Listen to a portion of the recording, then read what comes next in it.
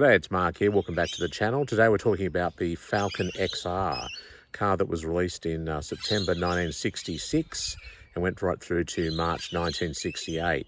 And the Falcon XR was a landmark vehicle for Ford Australia, but also the industry more generally.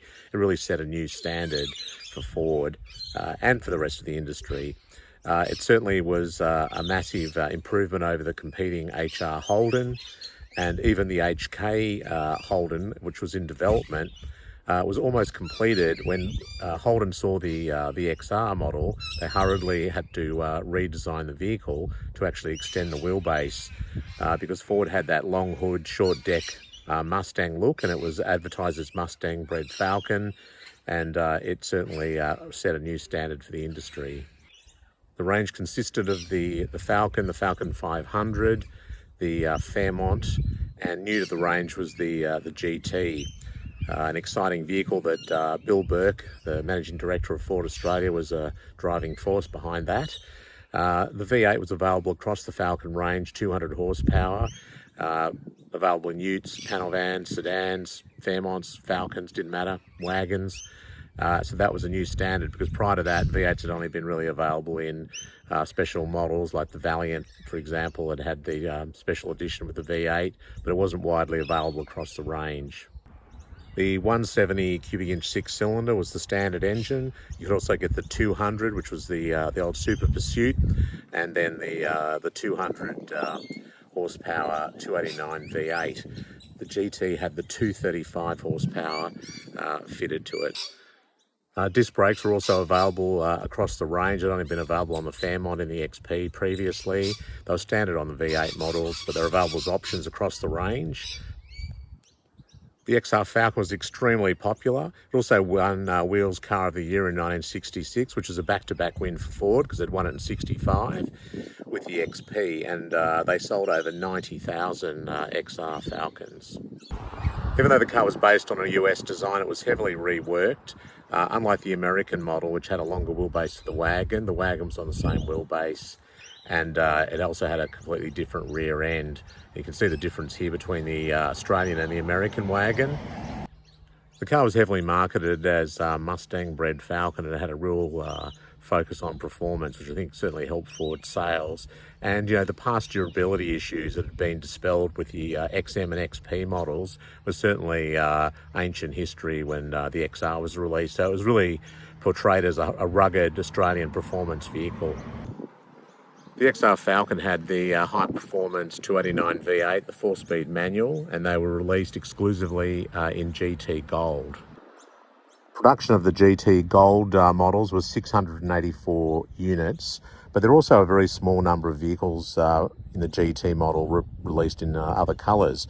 There was one made in Avis White, one in Russet Bronze, which was a particular custom car for Bill Burke, the Managing Director of Ford Australia.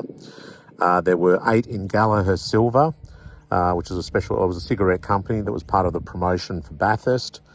There was also one in Ivy Green, which was actually the car that Fred Gibson and Harry Firth won Bathurst in. And that was another fantastic accolade for the XR Falcon, that it won Bathurst, as 1-2. The Gagan brothers came second, and that really cemented Ford's total performance, or performance focus. The GT had also been based on a police pack that Ford had been developing in conjunction with the police, and that evolved, even though police were using the cars extensively, that then evolved into the GT model as a retail car and as a hero car in the range. And that was really, Bill Burke was the driving force behind that, as I said before, and those cars are very sought after collectibles today. Another interesting little bit of history was a popular Australian TV show, Skippy the Bush Kangaroo, about a young boy who lived on Sonny Hammond, who lived on in a national park. His dad was the head ranger, had a pet kangaroo, and his dad drove an XR Falcon station wagon, which looked pretty cool. And I'm not sure if you remember the Skippy or not.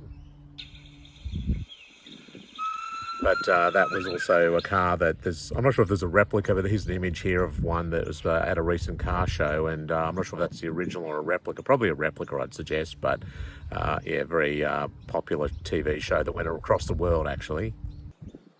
Despite Ford's success, Holden was still the market leader with its models, but certainly its market share was starting to decline with much more fierce competition coming from Ford in particular, but also from Chrysler.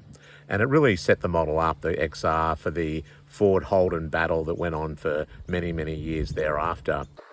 So that's a short history on the Falcon XR model. Certainly a car that set the standard for the industry and really had a massive impact, and it really set the ball rolling for a very fierce Ford versus Holden rivalry, which went on for many, many years thereafter. So thanks again for watching. Please be sure to give it a thumbs up. Please also hit that little subscribe button. It doesn't cost a thing and it really does help the channel. Love your comments, and what do you think of the XR Falcon? Keen to hear your thoughts. So thanks again for watching, and we'll see you next time. Bye. Move out front with the Mustang-bred Falcon 500. With the widest track, the longest wheelbase, the strongest construction, the roomiest, most luxurious interior. Take the wheel of the highest performing, easiest handling car in its class. Move out. Move out. Move out. With the Mustang-bred Falcon. At your Ford dealers now.